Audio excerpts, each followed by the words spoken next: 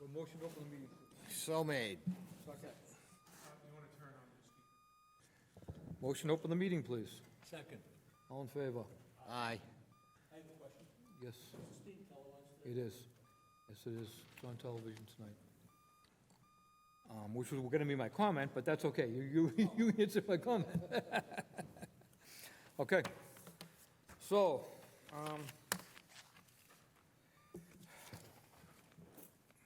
Planning Board agenda for Thursday, September 28th. This meeting is being televised. It's also a joint meeting with Google Meets, which you can join at meet.google.com/RQC-VKSE-EFF. So I have no comments other than to say that this is being this is being televised and that it can be done on Google Meets. We have a new public hearing tonight for the Stoughton Redevelopment Authority's Urban Renewal Plan. A public hearing will be held for the Stoughton Redevelopment Authority to present the final draft of the Urban Renewal Plan to the Planning Board for review to ensure the Urban Renewal Plan conforms with the Town of Stoughton Master Plan. Can I have the consultants and/or whoever else would like to speak and introduce this? Come on up, please. Mr. Chair. This is Mark Zamanian. I'm online. I apologize. I am not well.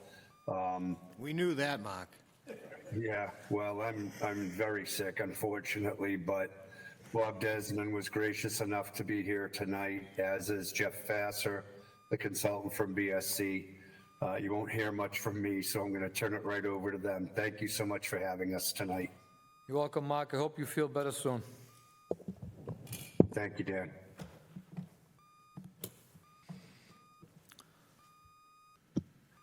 Good evening, everyone. I am Jeff Fasser with the BSC Group, located at 803 Summer Street in Boston. And we're happy to be back again. And building upon previous presentations to you about the proposed urban renewal plan. And we can certainly go back and talk about the urban renewal plan in a little detail. But in talking with Bill, what we thought would be helpful after the comments we received from the last hearing we were at is to go through the memos that were provided to the planning board by both Bill and Pam McCarthy, and go through those comments and how those comments were reflected in the updated draft. And so if you look at the memorandums, you'll see references to certain pages. And then also there's a hard copy, rather large hard copy of the report where the edits are what we call track changes. So as you go to these pages, you'll see different colored text that refers to the information or the words or information that were added to the report. In addition to responding to the comments from Bill and from Pam, we also added some additional information that the state's Department of Housing and Community Development is asking to be included into urban renewal plans.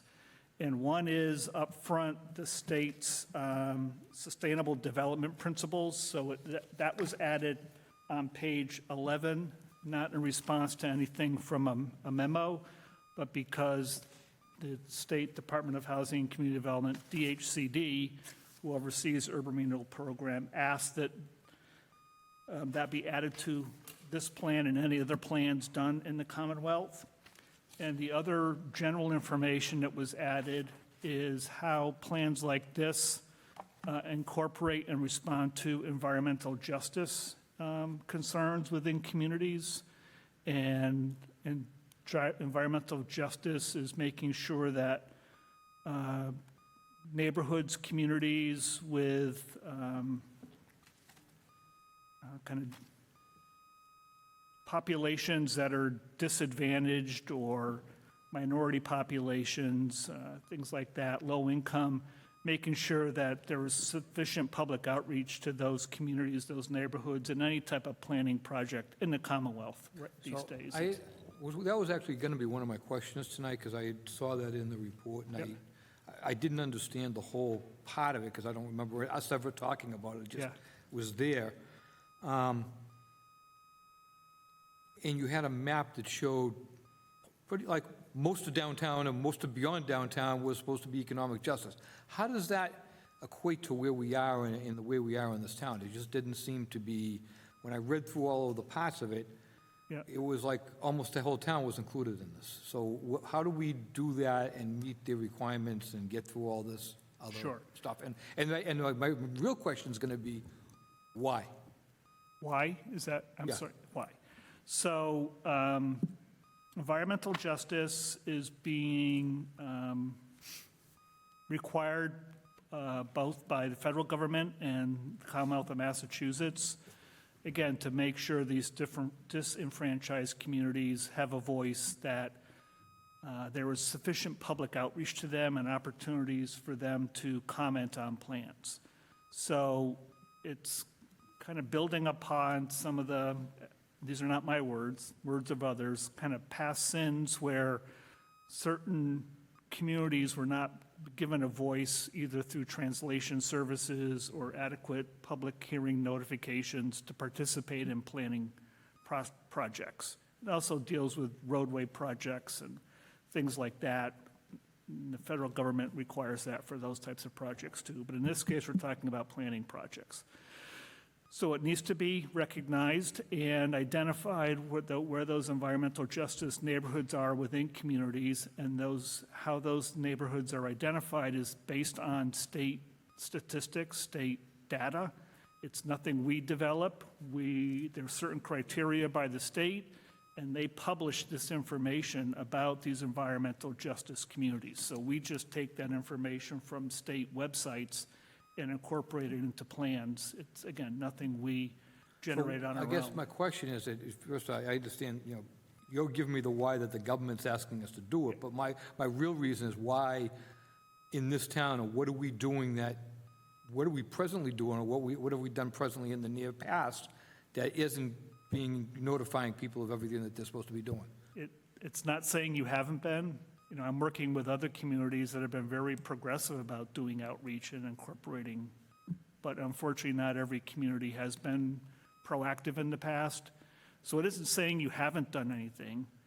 It's just recognizing that there are these neighborhoods within a community, and that moving forward, the state may require certain types of outreach to those neighborhoods to make sure they have a voice. So in the case of this particular project, moving forward, like when we go to Board of Selectmen for a public hearing, I'll have to work with the town staff to make sure that they are outreaching to different segments of the population, offering translation services so that anybody who wants to speak at that public hearing knows about the project and has certain accommodations if they're needed for that public hearing. So that's how it impacts things moving forward. Okay, because when I looked at it, just thought what you're talking about in the map, Yep. and then the areas of blight that you can, that's being promoted, and I don't mean promoted, but I mean it's being highlighted, I guess, within this project. It's making, instead of being a document that would kind of progress Stoughton as someplace people want to invest into, it almost looks like we're not any place that anybody wants to be near. And I don't mean that in a bad way, but it's just the way that the whole document, and that kind of just, what it did is it just reinforced as if this town is not doing what it's supposed to be doing to be able to reach out and to deal with people, because you're putting it in there. And it's not like somebody reading the document, I didn't know up front until you're telling me that there's a requirement from the state and the federal government to put in here. So I'm reading through it and saying, what is this? You know what I mean? That's the type of thing, it doesn't really translate well into the whole document. That's what I'm trying to get at. And I agree with you. The state for urban renewal plans has has an outline of how these plans need to be pulled together. So all the elements in the plan conform to the state requirements in the order in which they want them presented. So unfortunately, some of this upfront information about existing conditions and some of the things that have been contributing to economic stagnation are up front, but then the action plan is further on in the report, and hopefully people will get to that to say, yes, the town acknowledges there are certain challenges and is being proactive to address those challenges And that's where we see developers really focusing on. They see that a community has a plan, and they go, okay, I see what they want to do. I want to do something that's in support of their plan on either property I own or I'm going to purchase. And that's where the energy really comes together. But unfortunately, the state has us put some of that negative information, not negative, but challenging information up front, I'll put it that way. Yes. In regards to the fall, here's Richard, your speaker. Mike. In follow-up to the chair's question, aside from offering our information to those in different languages, and we Yep. currently do things in at least two languages in this town, what other things would be considered proactive in trying to reach all peoples? What other things can we do if, in fact, we're not doing them? Yeah, well, again, I don't know if you're doing them or not doing them, but other things they encourage are reaching out to neighborhood groups, private nonprofits that may serve the community in certain segments of the community, churches, benevolent organizations, all those different types of organizations. And usually, the next step in this is, assuming the plan gets approved, and it's an assumption, but if the plan gets approved, then we have to go through a MIPA process, and MIPA has a list of organizations in different communities that they want those communities to reach out to. And then you may have other organizations you know about that they encourage you to reach out to. So it's not just a matter of providing services once people show up, it's making sure the word gets out in a variety of different ways to different You organizations. mentioned an acronym. I'm not familiar. MIPA, it's the Massachusetts Environmental Protection Agency. Policy FEMA, Act. Okay. MIFA, okay, I'm sorry. Yep, Yeah, I got it, okay, good. another permitting process. Okay, go on. I didn't mean to interrupt you, just No, that no, that no. one point was It's fine, no, something I happy wanted to to. go over anyway. So I'm going to, again, go through this memo, these memos, and the first one is Bill's memo, and I did reorganize the comments. All the comments are still in there, but I did reorganize them a bit, so we start, the page number progresses and goes higher as we go through it. So the first comment from Bill's memo at the bottom of the page talks about design guidelines, and Bill and I talked about this, and the town has design guidelines. And now on page 84, we reference that and how the redevelopment authority would like to work with your board and any other boards that may involve the design review process, and certainly require those things of any development project, which would be required anyway if the project has to come before you. So that is the red language under 4.7 on page 84. Nope. After all this work, I got the wrong.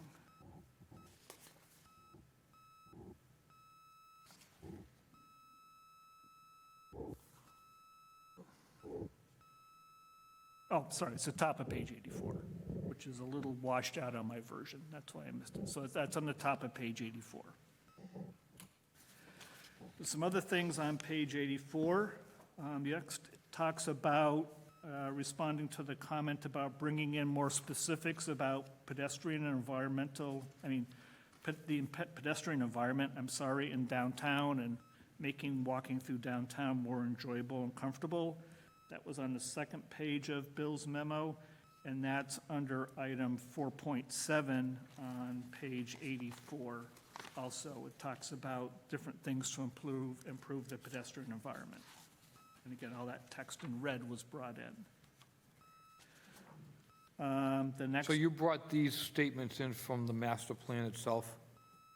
correct, Okay, so this is just a rewording of the master plan? yeah. Okay, Again, to strengthen how the two are connected. Thank you. The urban renewal plan builds off of the master plan in many ways. And Pat, I actually brought it with me because I was trying to work with you to see, make sure we were actually doing that. So. Then, build relationships with community entities. That is, let me talked about pedestrian environment, walkability. So that's on Bill's memo, the bottom of the second page, talks about coordination with other entities in the community. And Pam's memo, which we'll get to in a minute, also referenced that, the need to do that. And actually, Pam indicated certain entities, organizations, boards, commissions, whatever, that she thought would be appropriate to coordinate with.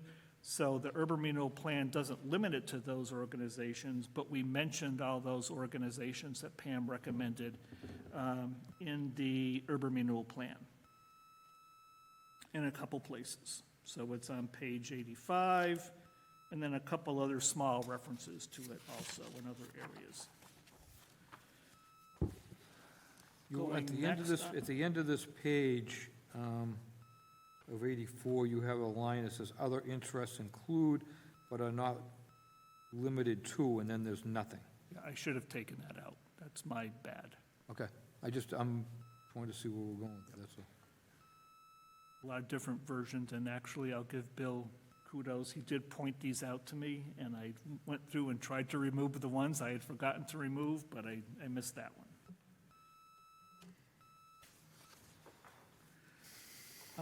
The third page.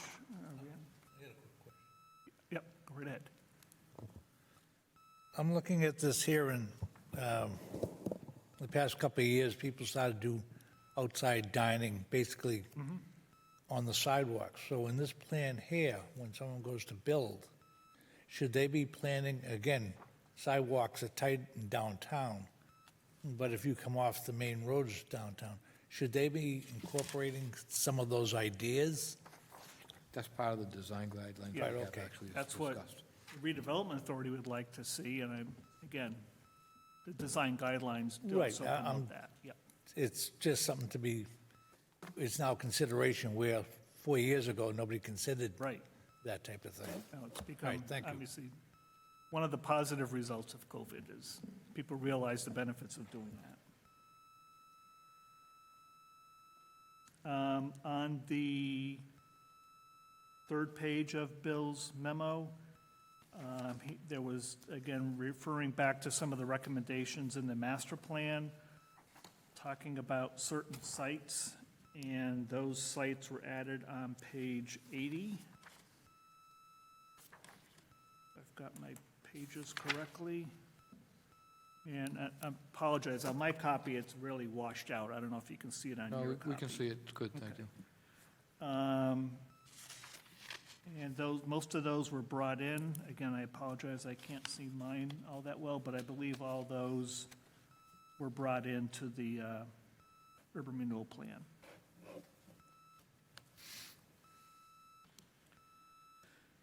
Next one talks about enhanced community gathering areas in downtown, and that was brought in on page 99 of the urban renewal plan. And I know over the years, there have been different recommendations of where a new downtown common or major open space would be located. I know there's been talk about the post office site. There was also suggestions of the green space in front of the church, but the church really wants to keep their lawn area under their control. So we're talking about, the urban renewal plan talks about a little small green space adjacent to the town property. But the urban renewal plan talks about that major new open space over by the depot in the area where the parking lot is, with the thought that that parking would be dispersed into other areas, including 2 parking garages that are proposed within the plan. And that location by the tracks was, it's my understanding, something that was discussed between the redevelopment authority and other entities in the town. And I don't know if Mark's still on, but I believe he may have had some of those conversations, and there was thought that that would be a good location for it. Do you have But that on one of the maps exactly what you're talking about? Yes. If I can quickly get to it is another question. It is called Area E, and there are different maps that show that. I'm looking at page 35, shows it in a little more detail, where it would include green space, like a pavilion where there could be performances, bands, certain types of civic events, presentations in that area there. So this is the area along the tracks Correct. at Rose Street, or, It'd be between the new Rose Street. oh, between the new Rose Street, okay. Rose Street extension and the railroad tracks, and Yep. kind of build off of the depot. But we've also suggested that new development in the downtown area have green space around any new buildings that are constructed. So on the post office site area, really encouraging open space around those buildings, and even over by the police station, if and when the police move out of that area. The urban renewal plan talks about redevelopment of that area for housing, and again, that's a long-term action, and it's just if it becomes available, but that would also include green space over there. So in addition to some new civic space, the new development areas will be encouraged to have green space adjacent to them, again, for some of that outdoor seating and dining. If the sidewalks are narrow, but they set their building back, then there'll be spaces out front of their building for outdoor seating.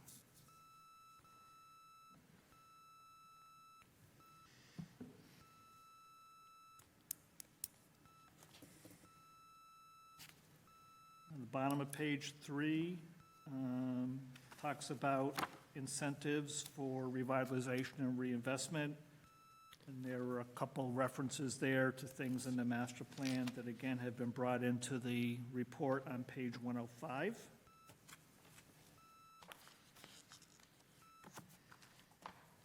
And then the last page of Bill's memo, page 4, under other, mentioned some things and like new ideas that were in the master plan, such as the police station. And again, I mentioned that there was conversation between the redevelopment authority and other entities in town. I think the select board saying that down the road, if that police station was to be relocated elsewhere, that would be a prime development site and be appropriate for residential on that area. Proposed open space areas we just talked about, they were a little different than some of them that have been in previous reports, but this is also a concept. That doesn't mean it has to be in that location and that design and that configuration. It could move if the community thinks there's a better location for it, but just the fact that the plan calls for new open space downtown is what's important. Parking garage locations. One was really being requested, I believe, by the select board in the area where the current recreation department is. That'd be a combination of a parking garage there with some housing above, senior housing in that area. Temporary closure of Wyman Street. That is something that was talked about quite a bit right from the beginning. And at one point, the redevelopment authority was looking at, well, should they recommend maybe a portion of Wyman Street be closed off permanently and become like a pedestrian space? But in the end, it would be an improved street with the ability to be closed off at certain times for special events. And then the Rose Street extension, which we just talked about. I'm sure, as you know, some people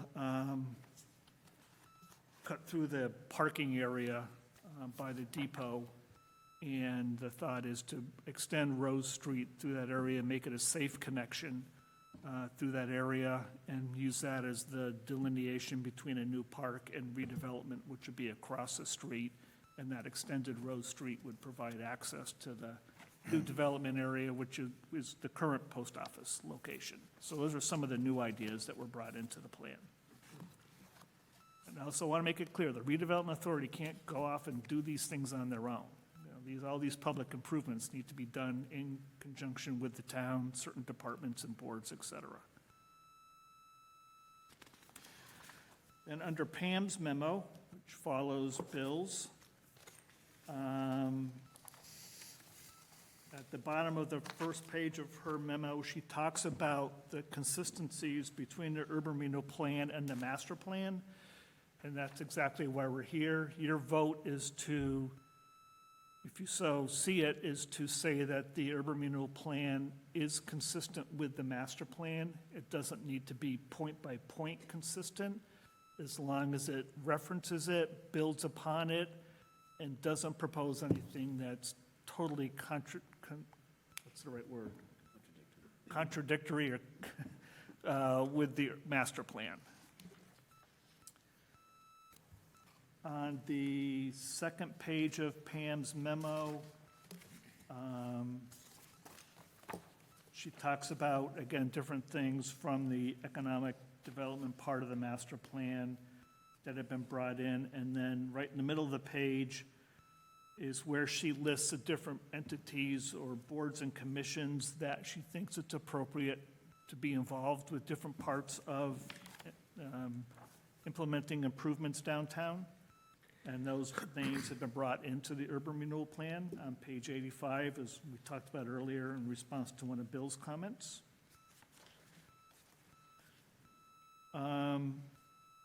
The third page of Pam's memo talks about actions related to the police station, train depot, and the former Randolph Savings Bank site.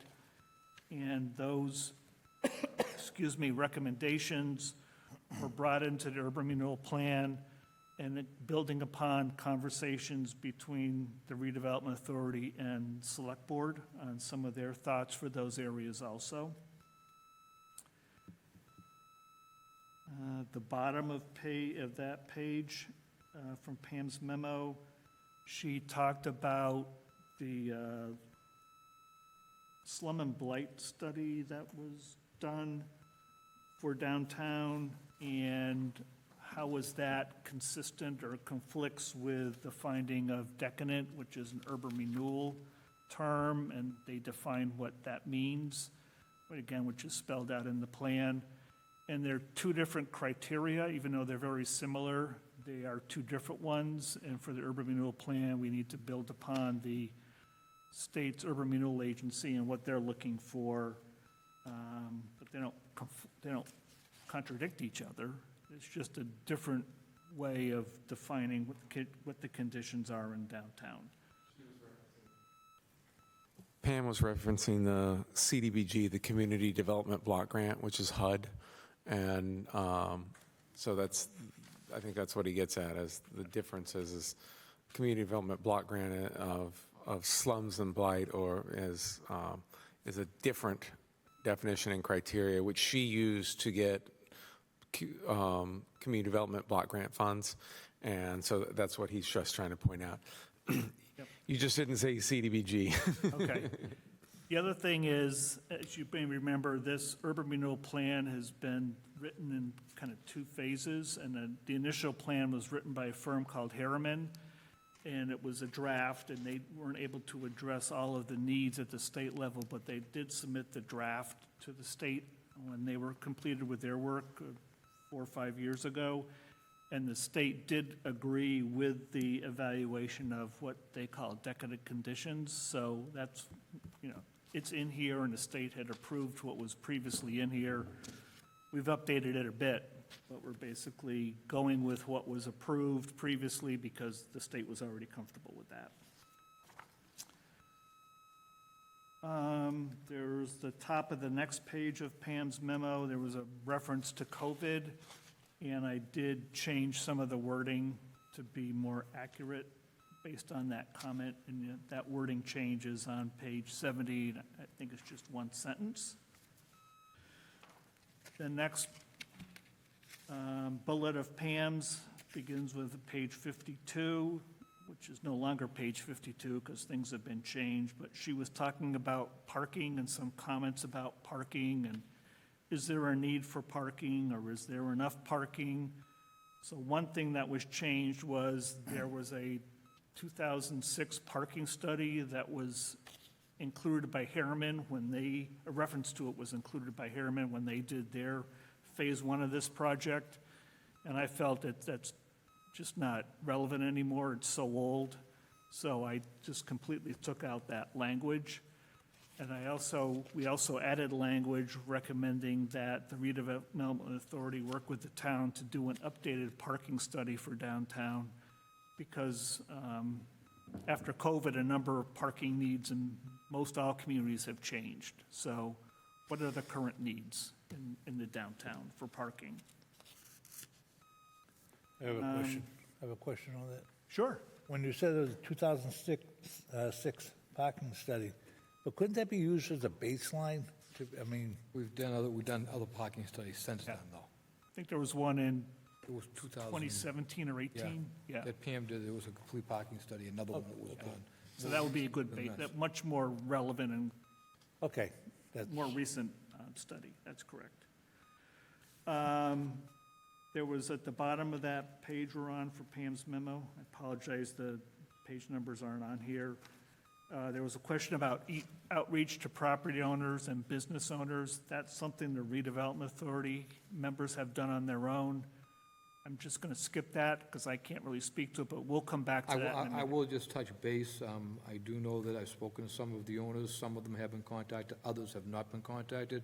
So I think that that's something that the outreach needs to get.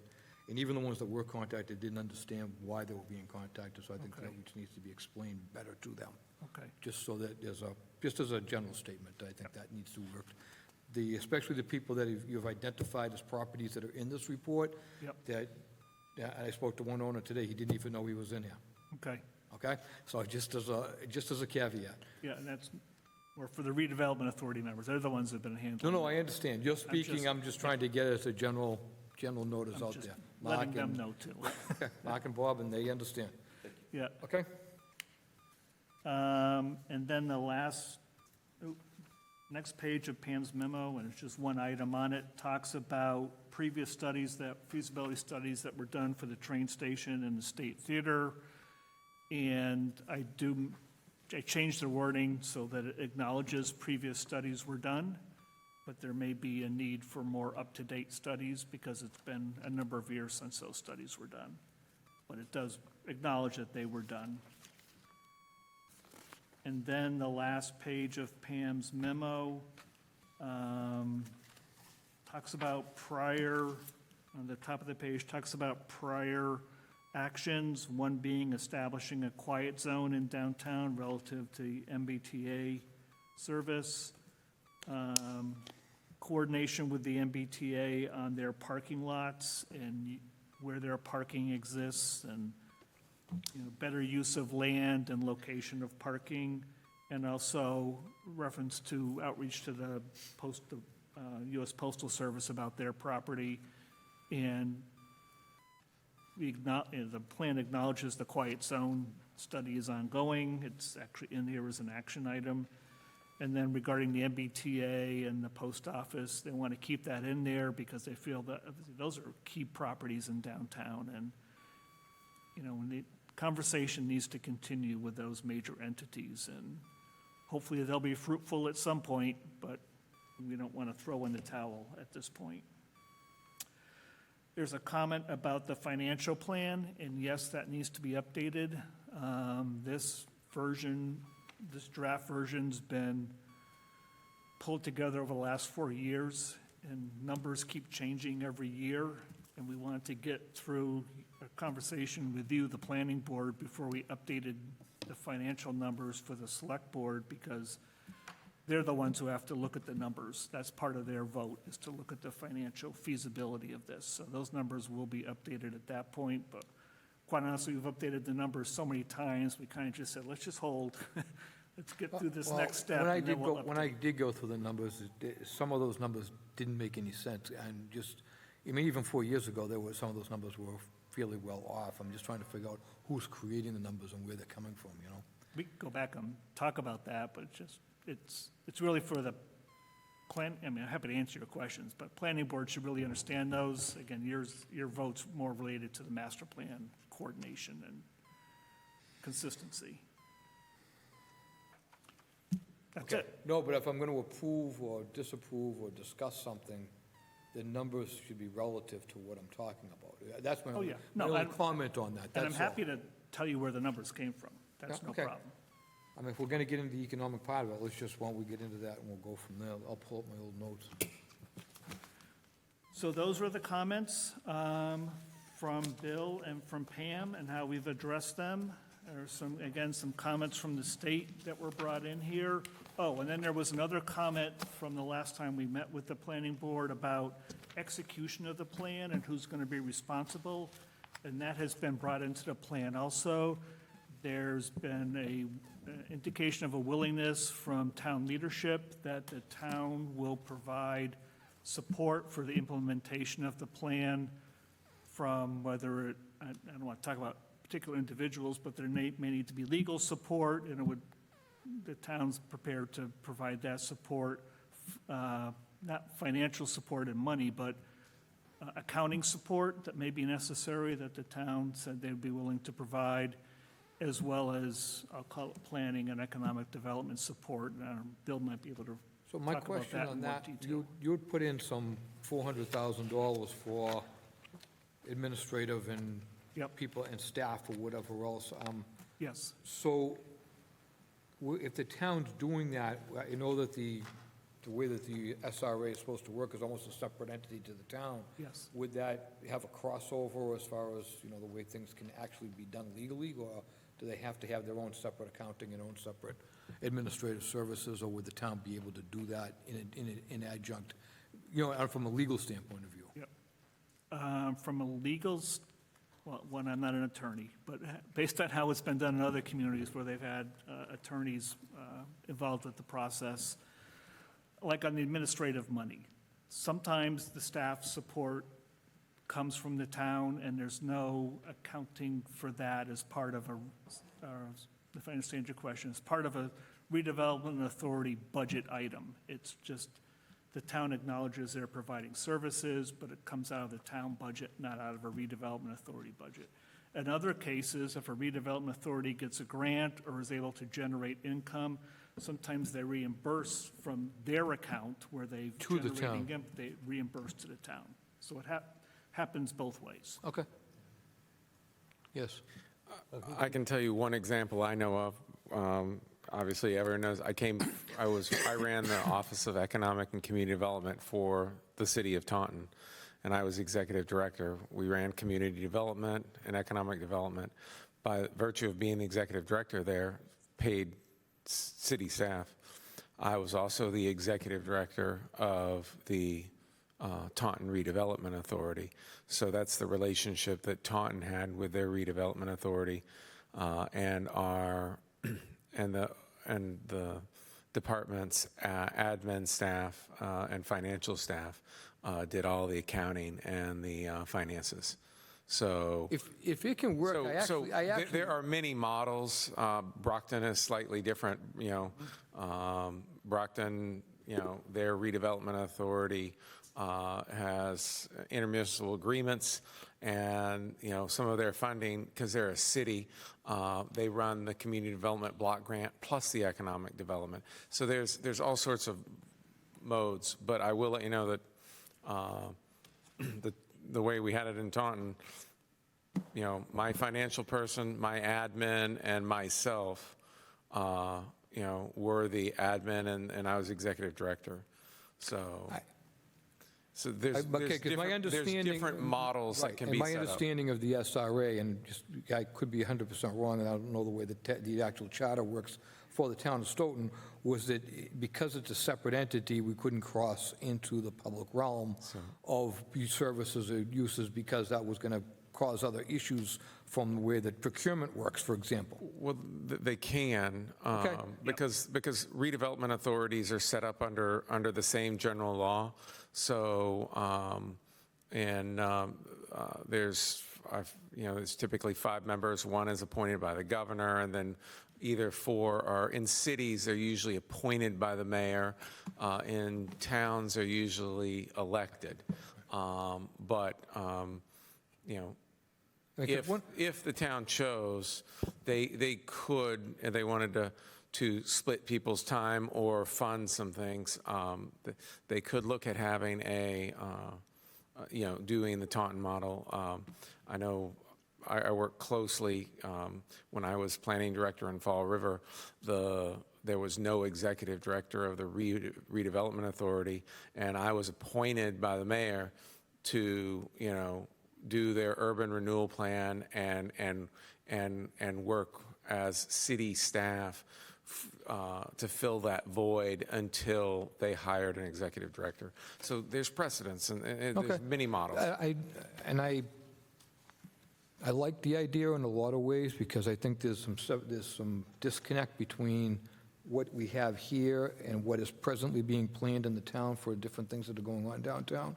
And I think the coordination, very close coordination with town staff would actually bridge that gap so that these things don't exist. I didn't know that it could happen. The only thing I don't like about it is it can get bogged down in town politics that way, because the town can start twisting up saying, well, no, we don't want this to, and I just don't want that to be happening either. So I think the model that gets picked, it needs to be very well vetted and figured out, and probably very soon. If we're going to be going through with this master plan, and how we're going to do it with the select board, that design, that way it has to happen. Because like I say, there is disconnect between here, what's, somewhat in the master plan, but also what the Board of Selectmen and what's being, the direction that they're heading in certain things in town right now is different than what's happening in here. And I know it's real time. This is old, and it's it's playing catch up. I understand that, but I just think if they were working with the town staff more, it would actually work a lot better. I agree. Mr. Chair? Yes, Mr. Zavania. Thank you for hearing me. I want to follow up with something Bill said. When the redevelopment authority was created in the 60s, we actually worked together with the town at that point too, to develop that 600 plus acres that is now Technology Drive. We have every intention of doing the same here. We've begun preliminary discussions with the select board about how we could make this work, and with the town manager and town staff. We intend on bringing the planning board into that fold so that we're all on the same page, because I agree with you, we all need to be on one page, and I believe that can be accomplished if we all work together. So we're hoping to put a fast subcommittee together with some members from the planning board so that you're represented, the select board, ourselves, and anybody else who's relevant to ensure, and the town staff, of course, to ensure this gets done in a positive manner.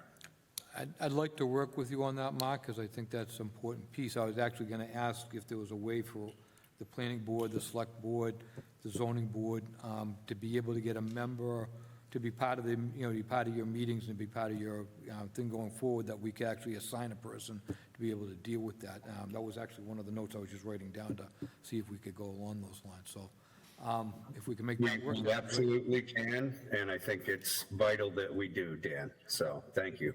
Good, thank you. Do you have anything else? I do not. Nope. Happy to answer any questions you have, though. Anybody else on the board get started, and that way I don't take up the whole meeting? Doing a good job. No, I don't. Anything, Paul? No. I just have one question on the master plan there. Where is the parking in the, people going to get on the train? Has there been given any thought as to where the boarding for the train is and where the parking for the train's going to be? Because I see on page 35 that looks like the depot in that whole area where Rose Street Extension is, that's going to be all like, like parks, et cetera. So now everybody gets on the train right at that spot. Yes. So is there something in the master plan that adheres that or makes it a different spot where the train is going to have its docking, et cetera? Well, sometimes a little bit of knowledge can be dangerous, so I'm going to share my little bit of knowledge. It was my understanding that the MBTA was looking to make improvements at this stop, and they may relocate where people get on and off the train associated with those improvements. I don't know if anybody has more current information about that, but there's certainly flexibility. In the urban renewal plan, there's flexibility where that could occur. It can still occur by the depot. There's a proposed parking garage at the end of Railroad Ave. Right. Which it could occur there, because across from that is where the surface parking lot is for the T, and it may be that area. I feel like it's an important aspect of this master plan, because as you know, when the train comes in and, you know, the streets are closed, it causes quite a traffic, you know, moment in the town of, you know, in the downtown. So I was just curious, because I didn't see something that specifically, you know, talked about maybe where the MBTA would be boarding and having their majority of parking area on this map anyway, so. That's a very good suggestion, and we can look into that, because again, I don't know if anybody else knows, but it's been a couple of years. It was our understanding that they were looking further south, again, by their Okay. the Railroad Ave and further south area, because they could get a long stretch of straight track. Right. Which is what they want for ADA access. Okay. But I don't know where they stand on that, but I agree. If we can be in a location where the train isn't blocking the roadways. Right. That would be a win-win for everybody. Thank you. That's a good, very good point. Thank you. I think we should add that in, and maybe it's, if they don't know where they want to put it, say the town wants to work with the T to come up with an appropriate location for both entities. Right, thank you. Right. Anything else, Paul? I'm good, thank you. I don't recall the page, but I saw a drawing that indicated that the railroad train would be submerged below the surface, and that seems It's to not be... part of this plan. I don't recall the page. I found it on, within these documents today. So that's not part of the plan? Okay, good. It's a good idea, but I don't think it's going to happen. It's not part of the urban renewal plan recommendations. It may have been a reference to a prior study, just to acknowledge that someone had asked about that previously, but it's not an urban renewal action. I think it had to do with when they were considering the Stoughton line to go down towards New Bedford or whatever, and then that's been eliminated, my understanding, that I don't know if they have any intentions of going further down on the Stoughton line at any point, you know, or is it always going to be the end of the line, you know? Yeah, it was my understanding, it was, again, a little bit of knowledge here, that it was, submerging it was part of this quiet zone study, and yeah, it may have been associated with, if it was to extend further, Right, there'd be more. that's what I understood. They Yeah. were going to put it underneath if they went to, I think, to New Bedford or something like that. That would be quite an expense. But again, it would be on the MBTA's nickel, not yours. Go ahead. Yep. Has this been gone through by the MBTA as far as what their comments No, would? Okay. My concern would be, I would think that the MBTA could really affect this in three different ways. Or actually, more than three different ways. And one is if they decide to move where you load the, people are going to load. Well, there's a case of where you build up the restaurants, and next thing you know, they move the train station down a half mile, a mile. yeah, Basically, once the people get in their car, they're gone. yes, And so I think that's, working with the MBTA, at some point, again, you gotta Yep. hold them to a plan, because, that's a key factor. The other thing is, for years, I've been talking about gaining ownership of the post office. I mean, is that realistic, or is that still somebody's pipe dream? And I think that, because they talked about turning that into green space, parking, whatever, yes, but that's a key factor there, because, there's not enough land down this area. And the last comment would be the theater. yes, Is it viable? Is it worth it yes. to put another nickel into that building, or just drop it and start with a fresh slate? And I think what that is, a big question is, what developers are on board with jumping into this? Because, they're going to invest money, but if they're not going to make money, they're not going to invest money. No, we're absolutely right. So, So, your first question about the MBTA, no, there hasn't been any direct coordination with them. I think getting their most current thoughts about where their loading and offloading location might be is important to find out. The redevelopment authority, obviously they can talk to people, but they have no, A dog with no teeth. well, no, not so much that. They have, until the plan's approved, they really aren't, can't be a spokesperson for the town or work with the, the plan gives them the ability to start talking to property owners. And the T is a little different than talking to a private property owner, but I think the redevelopment authority wanted to make sure the town approved the plan, and then they would start reaching out to the MBTA and other entities, but the reality of it, we're working in Quincy, and we reached out to the T because they have a lot of different properties in Quincy, and the T's saying, you come to us with something you want to do, but until you have some particular action in mind, we don't want to have discussions and debates. We want to, you come with us with a proposal, and we'll let you know if it's feasible, is what they're telling Quincy. Okay. Your next question was about the post office? Correct. It is critical. It's a major piece of land in your downtown area. And when this plan gets approved, maybe it'll give a little more emphasis to some political action or pressure or discussions with people at the federal level to do something different that benefits the town but still provides the postal's retail operation downtown. And maybe their truck operation can go elsewhere, but, what kind of, having a plan that says this has been approved by the town and this is what we want to see happen gives a little more credence to those conversations, if they're even willing to have them. And then your last question was? Theater. Oh, the theater?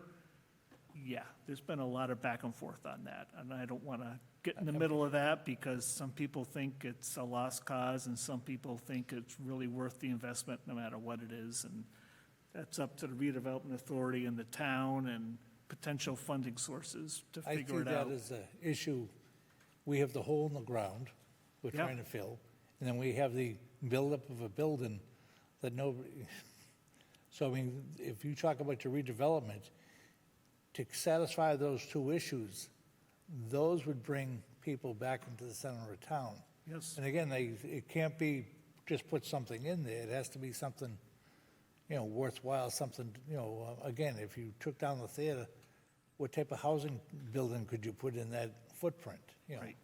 Again, you get back to parking, so, right now, the plan, as you probably read, calls for the theater to be rehabilitated, but before that's done, there needs to be a more updated feasibility study that goes into it that really talks about the condition and what the cost would be, and then where's the funding coming from? Because my personal opinion is I don't think private enterprise would get a return on their investment because of the amount of money that would have to go into that building. But there are, other communities have done it through grants. But you have to show that you can have a successful entity there once all the investment is made. return on investment, and if it's not Right. there, the developer's not gonna come in. Pittsfield and Worcester both rehab downtown theaters, and they're viable. Yeah. They're cities. You know, And it's a We could spend- larger population to draw from to attract to those entities. What I see, and as a town meeting rep, they keep coming back looking for money, Yeah. spending money on that, and it's a case of where all the money we've spent is just money down the drain. I would like to see something happen, I think, first of all, with the theater, because I think that's when it could be a starting point, but, Oh, it could be a big draw, depending on what well, I'm happens not to it. saying it'd be a draw as a theater, I think it could be something else that could draw, Yes, yeah, whether it be housing or whatever, it's something, it's a piece of land that's sitting, yes, it's an eyesore. yes. That's all I got. Awesome. All right, I've just got a couple of questions. Sure. Some of them technical, some of them just general. On page, what this is, 66, you talk about the race and trends and race, and I know this got to do with the EJ and whatever, but the numbers don't make any sense. If you can kind of just go through those numbers, you don't need to do it now, but I don't think the numbers are coordinating with what you're saying. Some of the numbers are off, and not that it makes a lot of a difference, it just may, when you're reading it, it just, if the numbers were correct, it would. Are make you it- looking at the copy you Raise it. handed out tonight, or The part you have tonight, yes. The original one, yes, this one seems a little bit closer, but it says Stoughton, there were 26,561 people, right? And out of a total population of 29,281 who were identified as one race. And I guess maybe it's my understanding of the way this number's supposed to work, because then it said in 2010, there were 26,267 out of 26,9. Where are these numbers? What are we trying to get at with that whole explanation, I guess, really? And maybe you don't understand, I don't know. well, all right, someone else brought those numbers in who understands them a lot better than I do, but they come from the state. The state generates these numbers with these explanations, and they ask us to bring it in. Okay. So I can certainly look into it and answer the question. I but just, it doesn't, Their numbers may be outdated. I'm not even saying the numbers, it's just the numbers don't, the way the numbers and the percentages work, don't seem to work, but maybe somebody else works the calculator differently than I do, so I'm not gonna. Yep, that's a good question, though. I'd like to understand myself. So, one of the things that you talk about in both the old and the new is that the plan for financing, for a project must be sound. Yes, So, and in the back, all the way to the end, you did come up with some, the ways that you're gonna go about doing it. Well, a lot of it has to do with dealing with the developer and dealing with private entity. yes. And when I read through this on your, the redeveloper's obligations, the Stoughton redevelopment authority's obligation, the town's obligation, what's the advantage to the developer? If I come into town, and if I'm gonna buy a piece of property, because the zoning works, everything works, I can go in and buy it, what advantage do I have to working with the Stoughton redevelopment authority, other than it's gonna end up putting a lot of different requirements on me to meet certain state criteria and town criteria? What are the advantage to me as a Yeah. developer what does this plan give me to really incentivize me to come in and do this? If a developer thinks they can come in and buy a piece of property on their own and develop it, they may not need the redevelopment authority at all. Okay, but I guess what does the redevelopment authority give me as a developer? How does it help me? If a developer is interested in some of the properties identified in here, Some of the properties identified in there, what is, if I want to go after those properties myself, why would I go through the redevelopment authority to obtain those properties? depending upon the funding, the redevelopment authority may be able to demolish a building and clean up any hazardous materials. Sometimes that happens in other communities, that the developer is saying, I'm interested, but I can't quite get my numbers to match. And if the redevelopment authority thinks it's a worthwhile investment, they may say, okay, we'll acquire the parcel, or let me give you an example of what happened in Worcester recently. Sure. A private entity purchased the parcels, then the redevelopment authority purchased those parcels from that developer. The redevelopment authority demolished the buildings, did all the cleanup of the hazardous material, and then sold it back to the developer and then the developer didn't have to do as much upfront investment into the property because the demolition and hazardous material cleanup was done by the redevelopment authority. So did they It helped- it helped took a their- loss, or there was grants that they required to be, in other words, I'm going to use a number, let's say it's $1 million, I'm going to buy a piece of property for $1 million, the Stoughton Redevelopment Authority buys it from me for $1 million, let's just say it's a pass-through, spend $250,000 to clean the site up, do they sell it back to me for $1 million, or do they sell it back to me for 1.2? It can go either way. There's not- Okay. And So I guess I'm still not, unless the redevelopment authority is either taking a loss on what they're doing and they're coming up with $250,000, or I'm still going to pay $250,000 more. I don't understand all In the the example I logistics. gave, they would have, the redevelopment authority would have absorbed the $250,000 cost. It wouldn't have been passed on to the developer. Okay, so how does the redevelopment authority absorb that kind of money? So again, either through a grant or there's not a set answer one way or the other. For example, in this plan, it talks about some town-owned property being turned over to the redevelopment authority, such as like. At a cost, though. What? At a cost. No. Well, No when you told all your costs, they said the town-owned properties had a cost for transfer. It's a value that goes to the, Okay, but it was included in the overall cost of what you were spending. we'll have to check that because it shouldn't be. Okay. At least what I may have changed when I was doing, but what I was reading, it appeared to me, it looked like it was the overall cost. There's property transfers town-owned, to give the value of that, and then that becomes an asset that can be sold to generate money. Correct. And I need to make sure that that's explained correctly, because that was the intent. So they could raise money by selling property that is transferred to them. You know, they have the ability to go after grants and earmarks from the state, typically the state, not the federal government, which is what has happened in other communities. I'm trying to get to where your financial plan was.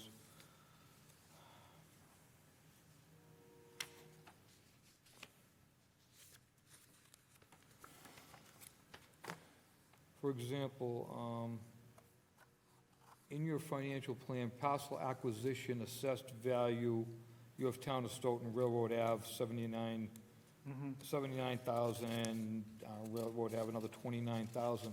So those costs, when we talk about, trying to get to where it was now. I think I can quickly answer your Okay, question. I go don't ahead. think that was explained correctly. I Excuse me? think there was a mistake in the plan. There's a value associated with those parcels, but it's Right. not, it shouldn't be shown as a cost. It should just be shown as a value. Okay, well, Of- you've got land acquisition, property transferred from town. This is part of your project costs, Yes, and you have $182,000. right, and I'm saying that's incorrect. So that shouldn't be in this $63 million. It's not a that we're cost, looking- but it needs to be recognized as a value that's going to the redevelopment authority. Okay, but you have it listed as a cost. I know, and I'm admitting that it shouldn't be stated that way. All right, so that needs to be repaired or fixed inside this. Yes. Okay. So is this in reference to what's on page 106, property transfer? Hold on a second, let me just, I'm looking at my old notes, so I don't know what the new Okay. page is, but hold on a minute. All right. This is in reference to 104, the Yep. top line, that says property transfers town-owned. It's this And that table here. refers back to a list of properties that they're referencing that they want to acquire, and that will be part of the town of Stoughton transfer on those properties. And that's the reason I had the question, and I'm trying to get to what this is actually doing for somebody. Good catch.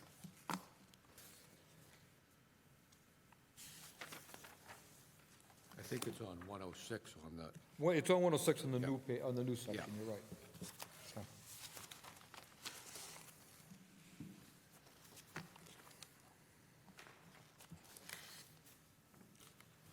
So I have a question in that.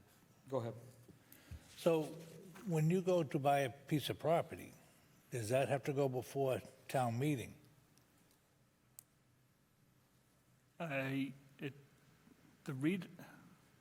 Technically, no, but I believe there was, and Mark, maybe you can help on this. In many communities, there is an agreement that any acquisition will go, I don't know if before town meeting or just before the select board.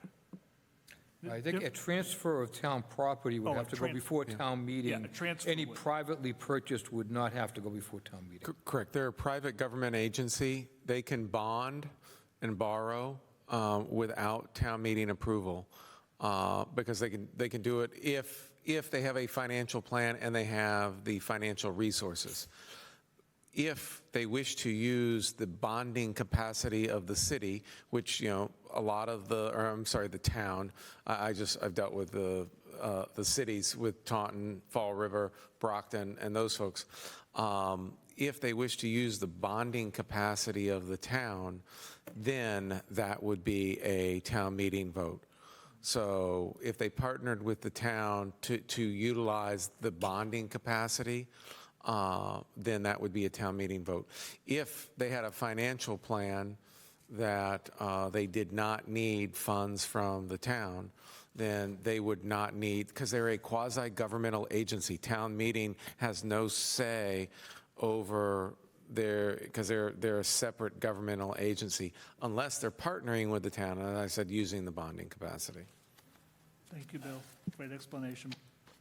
In addition, though, there have been some agreements between redevelopment authorities and select boards to say, before we acquire any property, even if it's our own redevelopment authority money, we will coordinate with the select board. It's more of not a requirement, but it's part of the agreement for approval of the plan. Would be able to clarify that. I mean, here's a case of where TPC has, what, $6 million in their bank account? Yep. So they could very easily spend $5 million without anybody approving or disapproving that. The CPA? Yeah, I'm sorry. Town meeting has to approve all authorizations of the use of CPA funds. Okay, all right. So if the redevelopment authority applied as an applicant for historic preservation, that's then they're applying to town meeting to authorize those. So the CPC, that's town meeting, that's town funds. All right. Yeah, Mr. Chair, if I may, the CPC is only a recommending body. It does not have the authorization to spend any funds, with the exception of a 5% allocation for administrative funds, so it can function on a regular basis. But we don't approve of any money, we simply recommend to town meeting. Bill is absolutely right. Thank you for the clarification. Yeah, and then to clarify my comment, in some cases where the select board needs to approve a plan, like they will have to here, they will make part of their approvals with certain conditions, such as the redevelopment authority must come back before the select board to get their approval before there's any acquisition. I'm not saying that's the way it should go or shouldn't go or may go. I'm just saying sometimes those agreements are part of the overall approval of the plan. Wanted to clarify, because I can just use some examples. A lot of times the redevelopment, and you talk about, he used the thing that a owner bought it, sold it to the redevelopment authority, they cleaned it up. A lot of times redevelopment authorities will use EPA brownfields funds, they'll use state brownfield funds, which to government agencies and different things, depending on what round and the funding source, can be forgivable.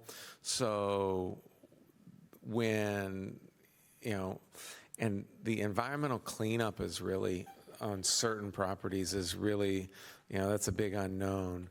And what I've seen being used in some of the cities is they'll acquire the property, they'll clean it up through different brownfields, whether it be state or federal, EPA or DEP, get it a clean bill of health, and then they can turn around and sell it typically to recover any costs that aren't reimbursable, and then it helps the delta on a developer then coming in and doing it. So that's one of the standard things that a lot of them have done throughout, the areas. And if that's the case, that helps not worse. Yeah. That makes me understand it a Yeah. little bit better.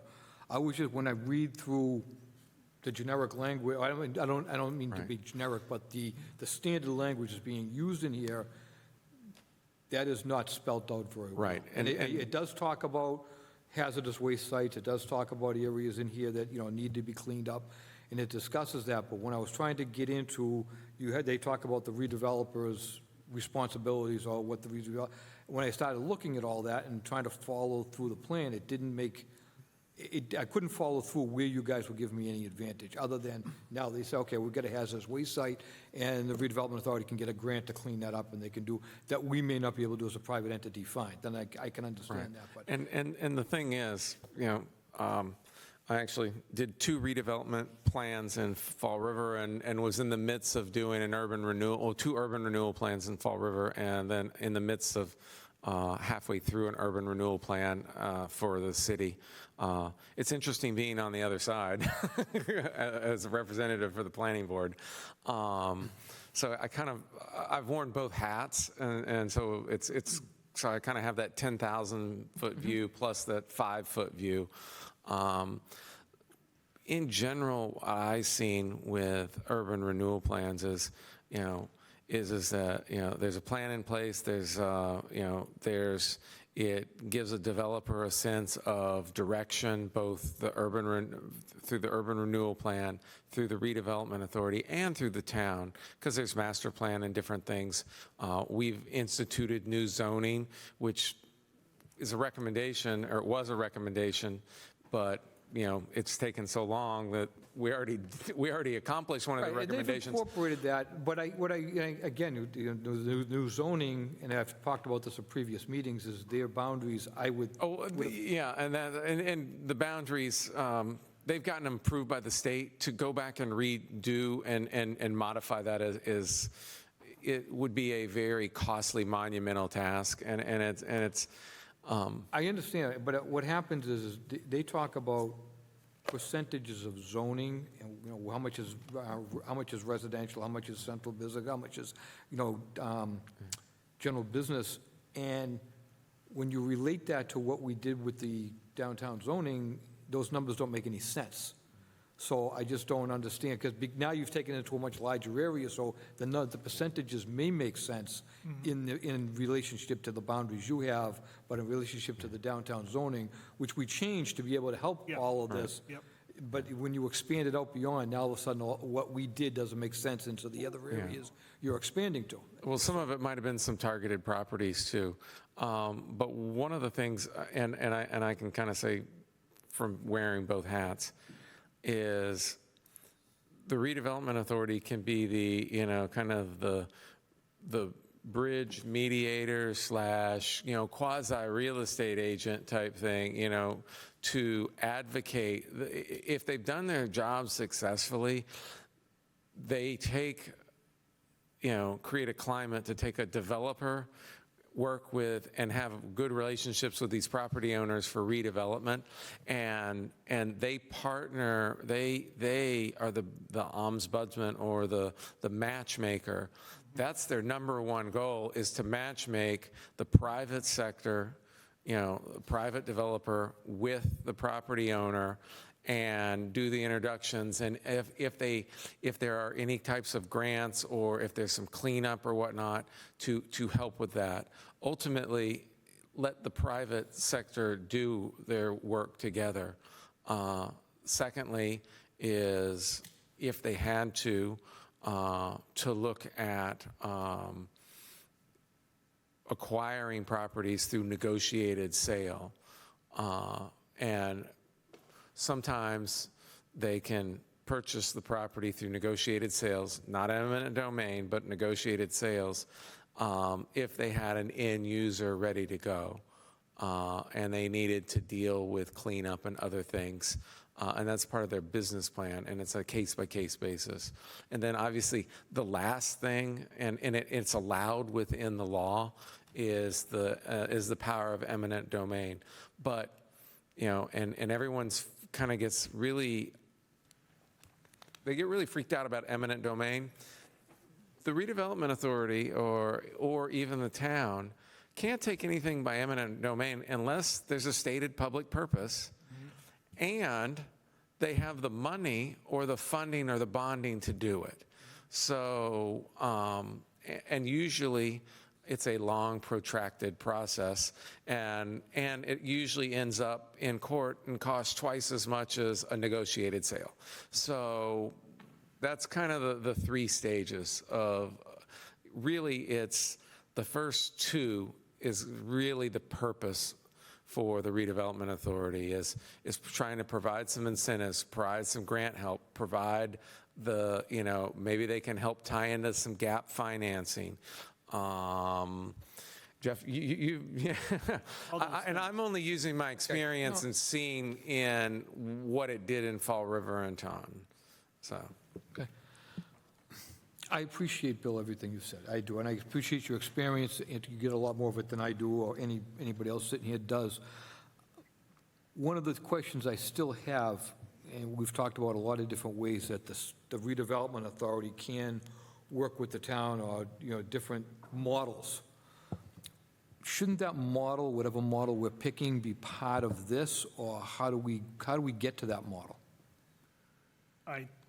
Again, Mark might be able to answer this. It's my understanding that in the plan, it talks about, well, Mark talked about there being I don't know if you want to call it a committee or whatever, Mark. You talked about that maybe happening, but I don't see it, unless there's something in the new one that we received today and what I read before. I didn't see a model that, we're going to use the town planner, or we're going to use the administration in town, or the accounting part of it. And it could have been something I missed. I just haven't seen that, or how that model is going to come together. I saw we had funding to put together people to be paid, staff to do that work, but I didn't see how that model was going to work with the town, whether the redevelopment authority is going to talk to the town when they purchase properties. Those types of things aren't set. The plan lays out a framework. It's a framework document, and it's a plan. The actual implementation and policy decision regarding is really between the SRA and the select board, and if there is staff and extra funding that's needed, ultimately, if they come up with some sort of thing, that's really, and ultimately funding is, budget, so that's town meeting.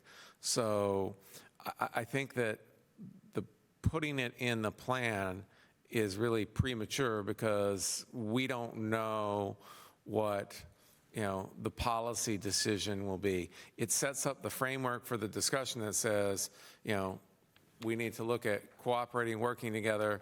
You have to look at this, and then they can set up the framework on how they're going to implement it. The plan should not, the urban renewal plan is not going to be specific regarding those major policy decisions. It sets up the framework. Yeah, and on page 98, item 1.3 talks about that there will be a relationship, but it doesn't, you're right, correct, doesn't talk about the details, but it provides the framework for that, to say that is going to happen.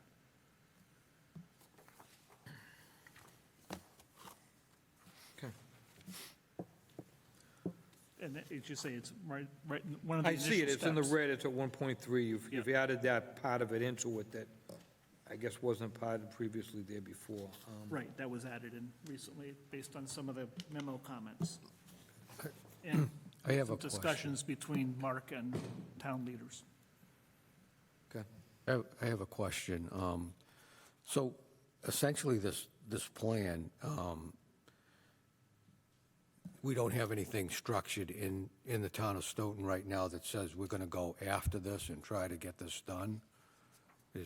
Is that what I'm understanding? What they do is they have a time frame in here, starting basically on this new document 99, that tells them, these are the steps we're going to do from 0 to 5 years, and then it goes 0 to 10 years, 0 to 20 years. They did put that time frame in, which I don't think was in previous plans. It was, I don't remember seeing it. I was happy to see that. At least we've got some sort of goals that we want to hit, and we've got some sort of a way that we can determine whether this is actually happening, or what's happening in town. So I'm happy that that was put in there. I'm also happy that the financing, at least some explanation of some of the financing was put in when I read the plan. So, those types of things have somewhat been answered to me. I do know that you've added in the parking signage, the storefront, planning, that storefront signage has been added in. So you know, you've touched on it. I don't think there's, I don't think the plan is perfect. Again, Bill and I spoke about earlier, probably there's no perfect plan, no more than the master plan and the economic plan we've created previously is perfect. I'm just trying to make sure that we're following through on what the master plan asked about having this put in, and unfortunately, because of COVID and a lot of other things, this wasn't done a lot earlier, which it should have been. However, my major concern, and it's been from the beginning on this, is dovetailing with the town and coordinating how this is all going to happen, so that the SRA isn't out over here and they're trying to do stuff that the other entities, because that just seems to be, even till today, that still seems to be what's happening, and I want to figure out how we can stop that from happening. And just in conversations I've had with people earlier today, I do know that there's stuff that's happening right now that this plan, part of it would get blown right out of the water. So that's part of the reason I'm asking the question, you know? No, and I totally agree. The plan's going to be much more successful if everybody works together. And I hope I'm not getting myself in trouble by saying this, but over the 4 years I've been involved with the town on this, I've seen more cooperation come together over the last couple of years. And hopefully that continues, because that'll make it a stronger plan, and implementation will be much better coordinated. And I know Mark and the Redevelopment Authority definitely want to work strongly with the town. They have mentioned that numerous times. Yeah, one of the things is, the board, you know, I think, you know, obviously you've touched on like some of the financials and things. You know, sometimes there's silos, unfortunately, especially, this is a heavily regulated state process that says, you know, A, B, it's extreme. Obviously, there's a lot of it's stuff in heavily, it's extremely heavily regulated. The vote or the task before the planning board is, and when I, you know, golly, this was kind of dropped on my desk like the third day I was hired, over 6 months ago, by the way. Yeah, And, honeymoon's How's that going for you, Bill? it's going well. I love what I do. I'm enjoying it. I have, the board's great, and the development services is wonderful. It forced me to do something that, you know, reading the zoning bylaw and all of that, you know, I have to do that daily. One of the good things is that it forced me within the first 2 weeks to have to read the master plan back and forth and go reference and go back and forth. Because, you know, Pam and I were pretty detailed on those letters. And, you know, it was, an urban renewal plan will never be 100% consistent, as we said, you know, because certain things within the master plan are not applicable to urban renewal plan. I think Pam and I picked out all the things that we felt these are the goals that are applicable, and the master plan actually states do an urban renewal plan. It does. So, I mean, it's one of the main purposes doing it. I believe that this board needs to make you know, your finding that you need to make is, you know, have they revised it enough to say that, yes, it is, in general, you know, as, you know, I don't know, 90%, you know, you have a percentage. Is this plan and the way it's structured consistent with the master plan? I believe they've taken some great steps from what was presented 6 months ago. And I believe they've made great strides, and I think I believe they've you know, adequately addressed everything. Some of the things that's not germane to the planning board is, and it talks about, you know, they have to coordinating, and you're really talking, and I know I've heard there's been history that the redevelopment authority was here and the select board were here, and they might as well have been in two different states, because they weren't on the same page, they weren't on the same street, and they really weren't even in the same state. And that's redevelopment authority, you know, from, you know, years past, and I've heard that, and you're alluding to it. And the one thing I'm going to say is they've spent a fair amount of time and a fair amount of money to do this plan. If the redevelopment authority wants this plan to be successful, they have to partner with the town.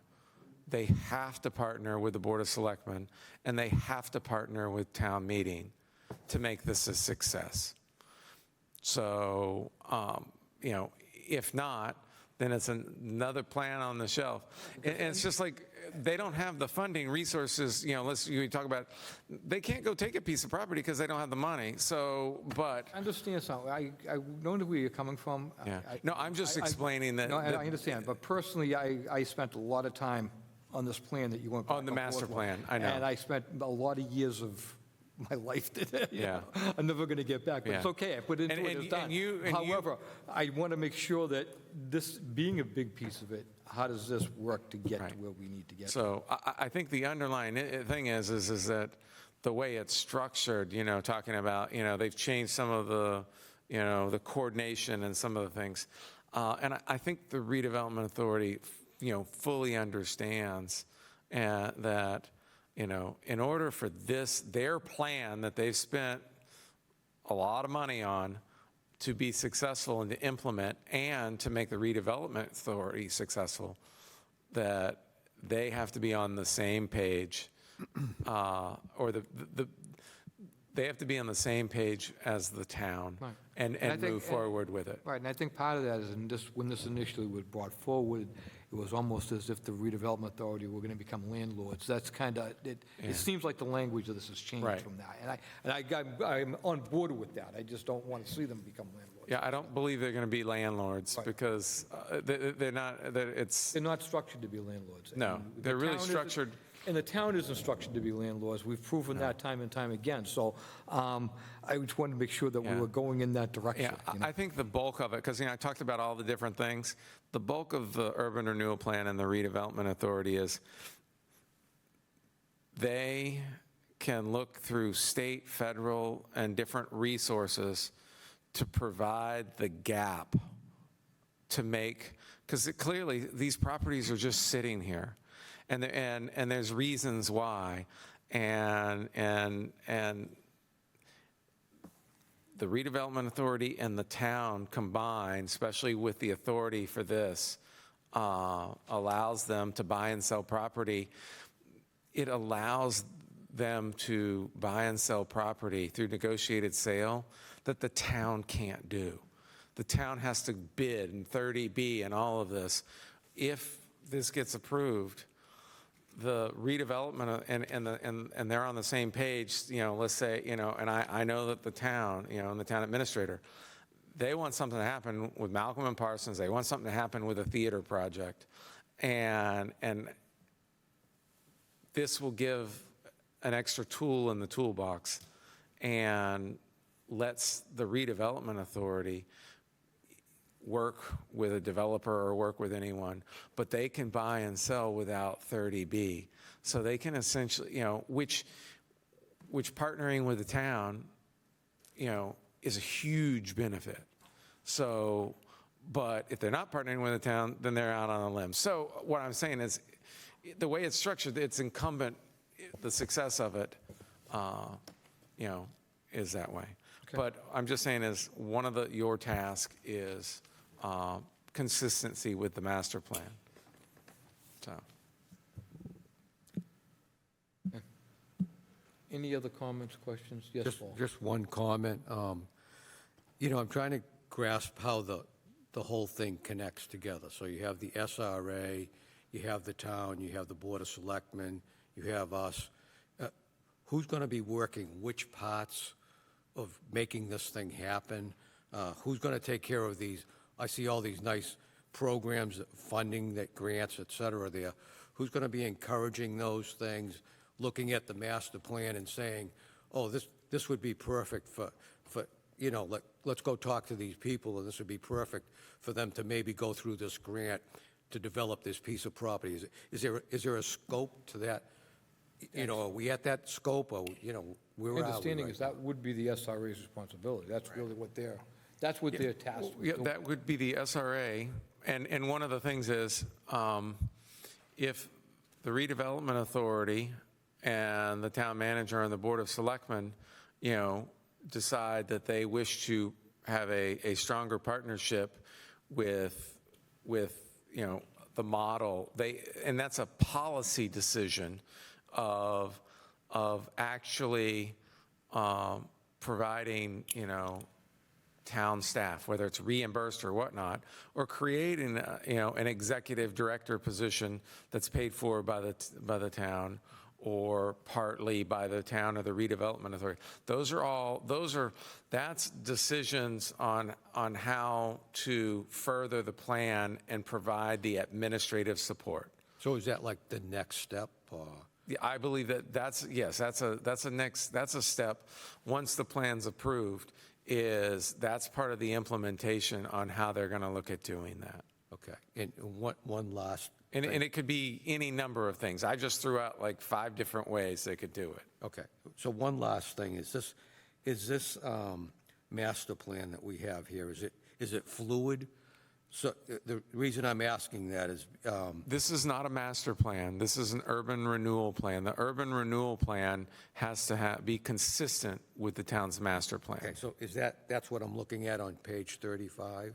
Now, the master plan over here, Paul, is this. Okay, Okay, that's what they're trying to be consistent with what we put forth in that master plan for the downtown area. Yeah. That's what this is supposed to be in conjunction with. okay.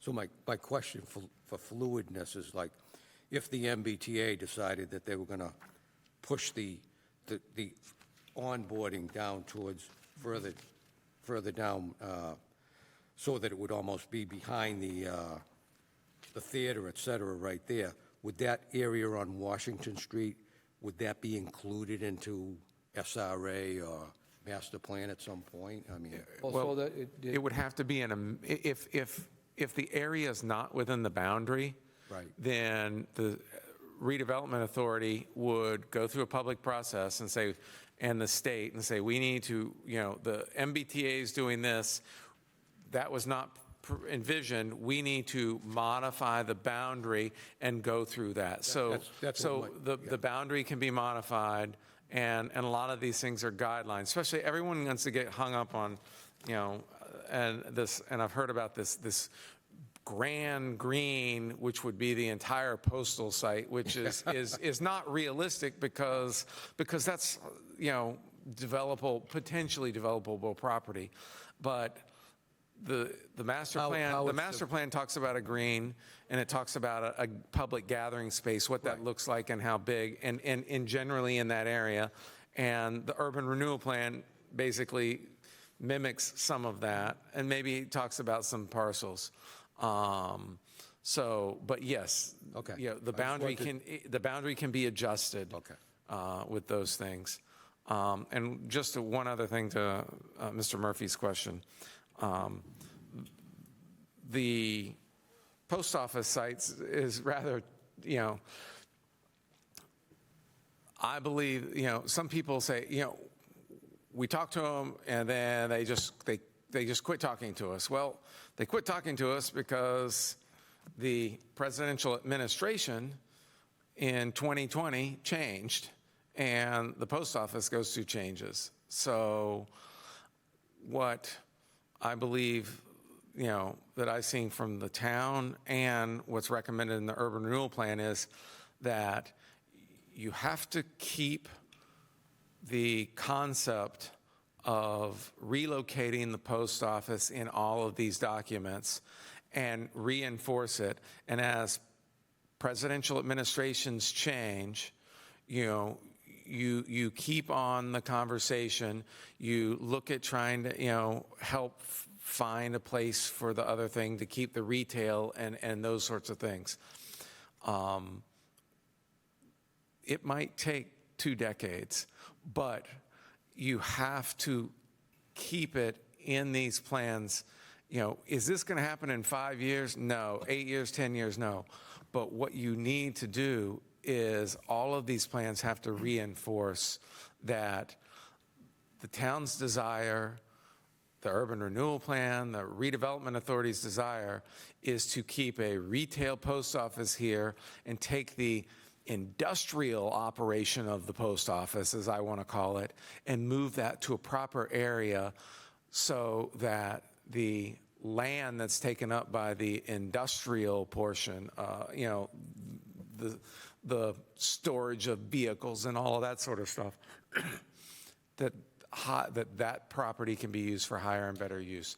And that's, and it's like somebody always standing there and wanting to get sidewalks on certain streets. You have to keep on going and keep on chasing that windmill. The town needs to keep on chasing that and keep referencing it. And you might get a presidential administration that has through the post office different priorities that line up with yours. That's flat out. The Trump administration went out, and they at that point they're like, we have a new administration coming in. We're not going to talk to you anymore. That's literally what happened. I think my concern is the fact that, of being a town meeting rep for a number of years, I keep seeing these different plans, and they keep bringing up the post office. And they keep reinforcing No, that. I understand that. But what I also see is a couple of projects that have been funded by a town meeting that haven't moved past go. And it's like, I understand it takes time, but again, I refer to the hole in the ground and I refer to the theater. I mean, it's, those are, if you, And guess what? Those are the priorities of the town administrator. right. Those two pieces of property, whenever I sit in meetings on the Malcolm and Parsons and the theater, how we can move on that. This just adds one more tool in the toolbox to help push it through. That's all.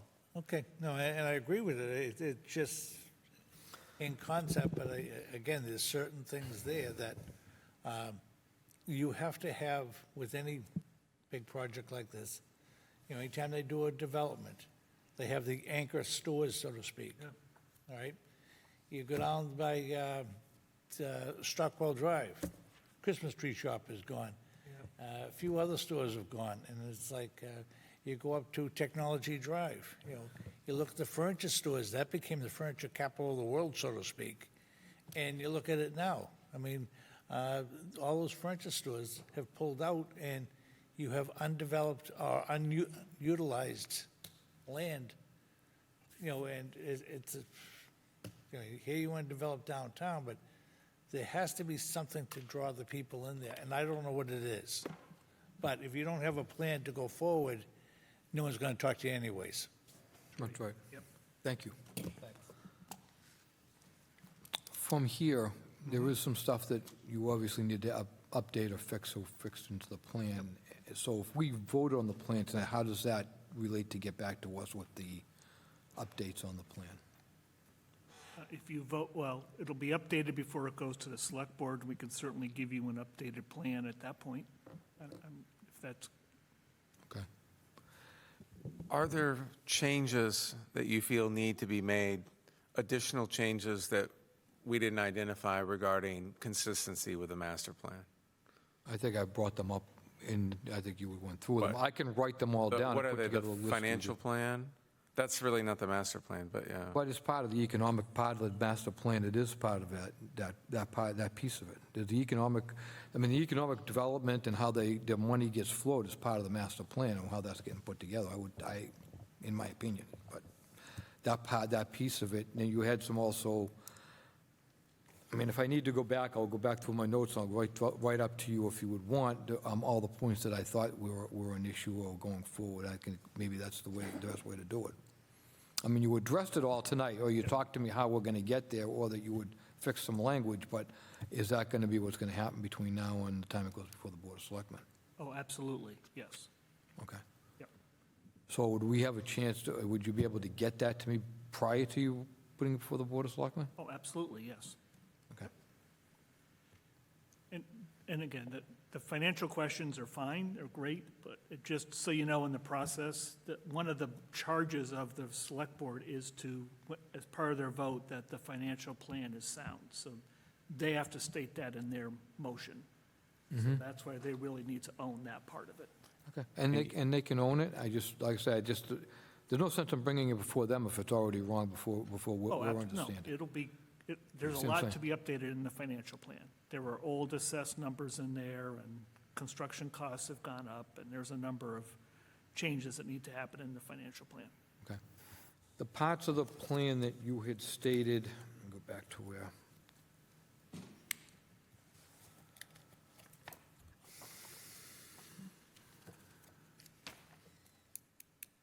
So these other items, there are inconsistencies between the URP. We had, you had new idea, you had included, all of these parts are going to be brought up or going to be updated into this, or it's already, you're saying that all of this has been updated? Sorry, I into it? didn't quite get your question. I'm on page 4 of, I think it was Bill's comments, and it was under the other section, and you said police station and proposed site, you said that's a new idea, proposed open space, these are included. So these items, the way they are right now, are already included in this updated master plan, Correct. the way this has been revised? Okay. Yes. Yeah, everything that was noted on both memos has been brought into the plan. I think Bill brought up those items because they were over and above master plan recommendations, so they are new ideas, Okay. and we're acknowledging that.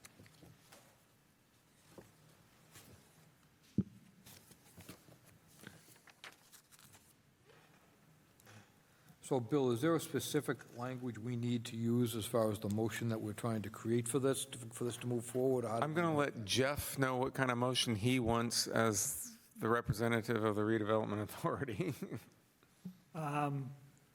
Yes, your motion needs to include the language that you find that the downtown Stoughton urban renewal plan is consistent with the town's master plan and any other planning document you wish to reference to show it may be consistent with other plans too.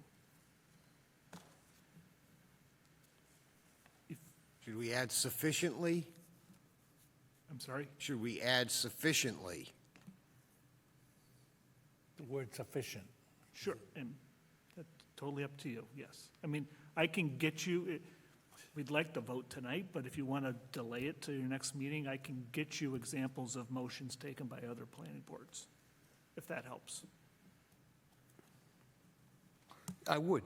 In fact, if you could email us that before the next meeting, that would also get into one of the questions I had as to what other towns either you've worked in that is similar to Stoughton that have done these type of urban renewal plans, or what has that done for the town?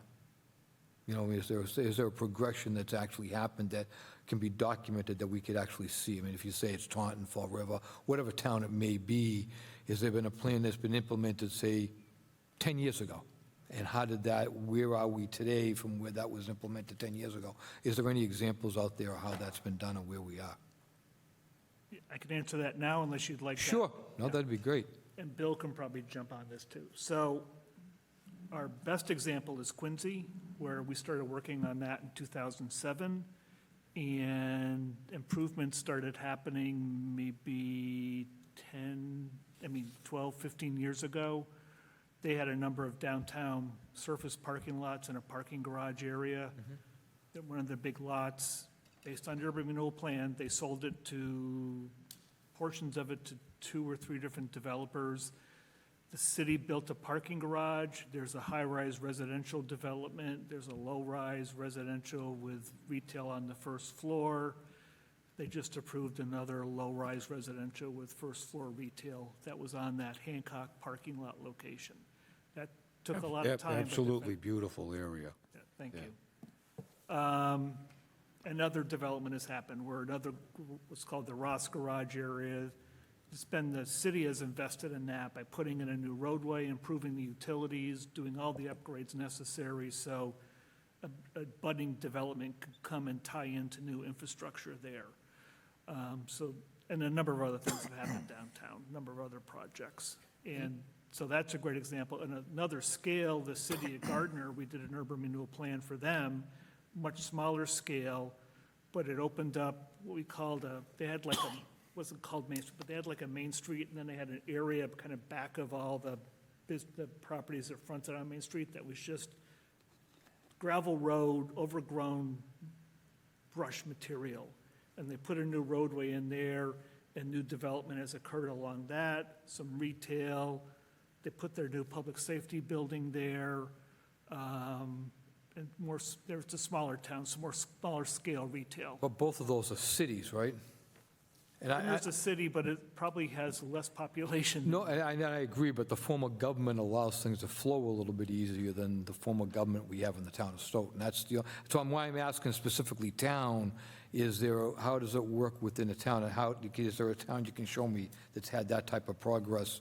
The city of Queens is a perfect example, but again, it's a city that the city can do things a lot quickly and a lot more easily than the town can. And I'm trying to find a way, how do we get to that point with a town? Or is there another town that's done similar types of things? Very few towns have redevelopment authorities.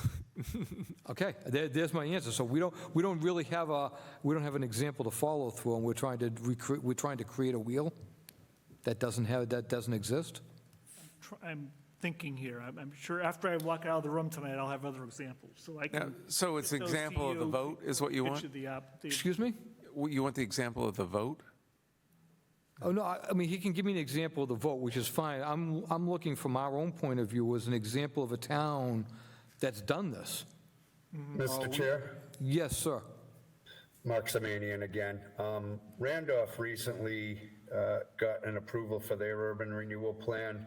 They recognized that their town center was in desperate need of restructuring.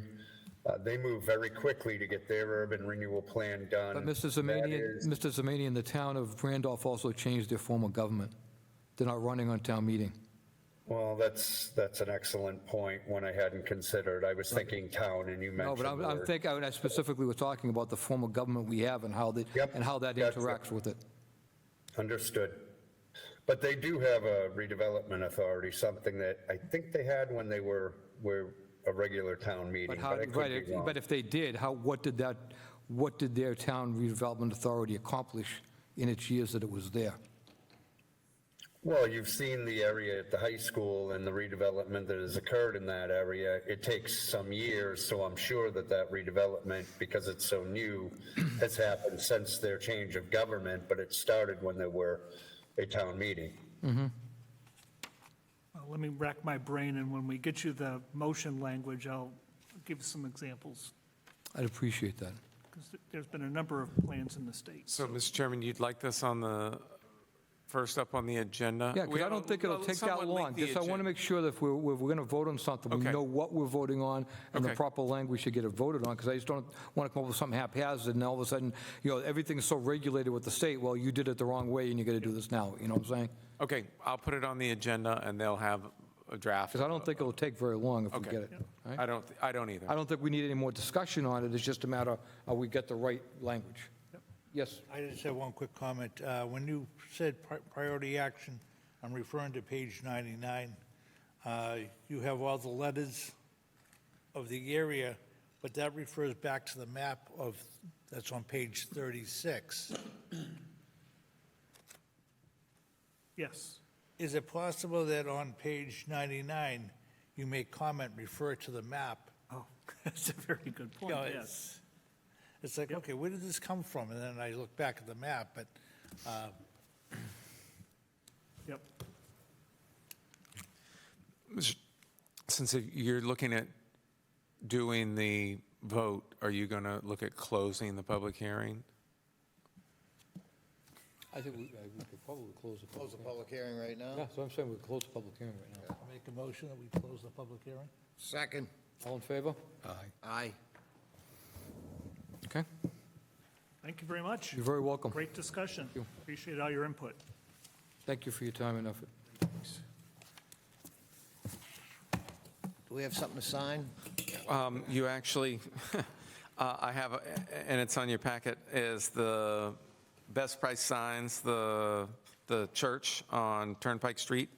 I have the findings and recommended conditions of approval with the special conditions that were outlined by the board. And the conditions are, it expires in 2 years if they don't do it. They need to file the thing with the registry. That the dimensions have to comply with the stamp plans that I have that are stamped September 8th. And the landscape plan complies, that you wanted the no parking area striped, that you need to maintain the site in good condition, and the applicant shall remove all signs and banners on the building. I believe I captured everything that the board wanted. We have a motion. Second. All in favor? Aye. Aye. Okay. Next item on the agenda, meeting minutes. We don't have any meeting minutes this time? No. Okay. Any other business from anybody on the board? I do, and I'll be I really- had one other thing too, but you go ahead, Phil, first. If you look at the calendar, November 9th is the second Thursday, so that would be your normal meeting day. The next normal meeting day is Thanksgiving Day. I'm recommending that we only have one planning board meeting in November, that be November 9th. And I'm not recommending to move it to the middle of the month because I'm actually gone on the 16th. No, I think we'll do one in November, one in December, because we'll Okay. have the same issue in December, it'll fall the same way. I Yeah. believe. And then we'll go back to double meetings in January. Yeah. So we'll just do the first Tuesday, the second Tuesday in December, Second and Thursday. I'm sorry, second Thursday in December and the second Thursday in November. Okay. I mean, unless there's any, the only thing I would say, because that's a long period of time, we have something that needs to get pushed through before the end of the year. We could add a special meeting. Right. Okay. What about town meetings? When's that? Town meeting is just before that. You're going to have a busy week. Let's see. The town meeting is on I think it's the 6th, and then it's the next week. Okay. I think it's the 6th, and then it is, I think, the 13th, 14th, if it goes into that.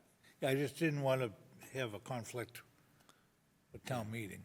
Yeah, so you have the November 6th is town meeting. The 7th, you can't hold any hearings or anything because it's an election day. This body can't meet and hold a public hearing on election day. And it's not on the 8th, and then it does not conflict with town meeting. Okay. And this comes in, segues into the town meeting. Mr. Selectman Cavey sent us a schedule for what we're looking for going forward for the annual town meeting as far as when things need to be submitted. I haven't had a chance to open up and review that schedule. Have you? Yes, I have. Essentially, there's potentially one zoning article that we're looking at, and I've got to hold one. I want to hold one more meeting with the abutters to the Campanelli to show them the changes, and then, but essentially, right by the beginning of December, I want to look at having that finalized for November to advertise a public hearing, to have it advertised in December for the first meeting in January. And Not going to tie in with his schedule. yes, it does. Okay. Because once we advertise it, we have the draft, and that's what we submit to them. That's what I submit to the, once I advertise, and I know that's, I have to advertise it, 3 or 4 weeks prior to the meeting anyway. I'll have that 90, hopefully, and hopefully the draft with very minor changes. I submit that is the draft. If you hold 2 hearings in January, if you need 2 to finalize it, after that second hearing, I need to get anything final to them before the select board's meeting in the first week in February. Okay.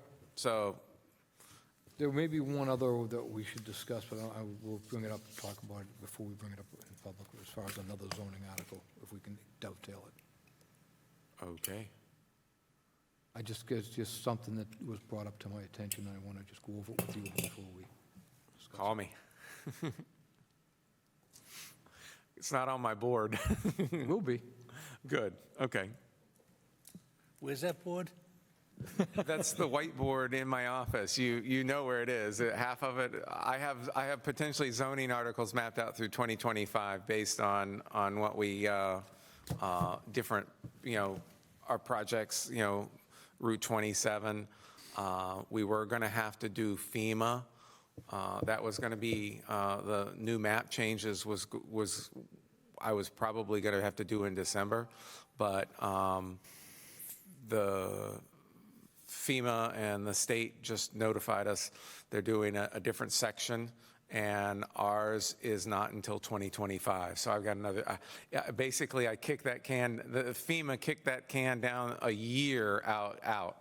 So, but I do know there will be a FEMA flood zone map change in 2020, an annual town meeting of 2025. I already know that, because it has to be effective in July of 25.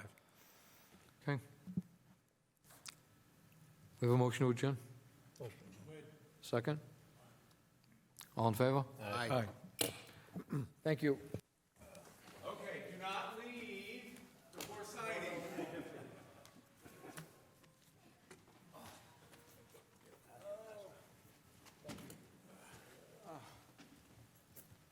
I'll sign. I gotta leave. My legs give out. Bill, do you need this back? Last week. Do you need this back? I don't want to steal it. Mark Mania calls me. I got about a half hour.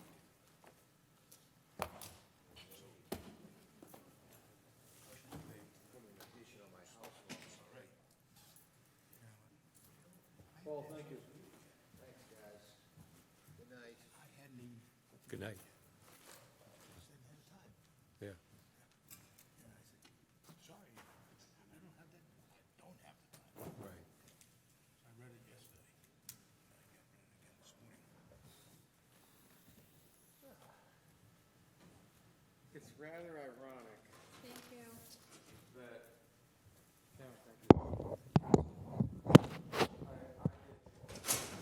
two urban renewal plans through the process in Fall River.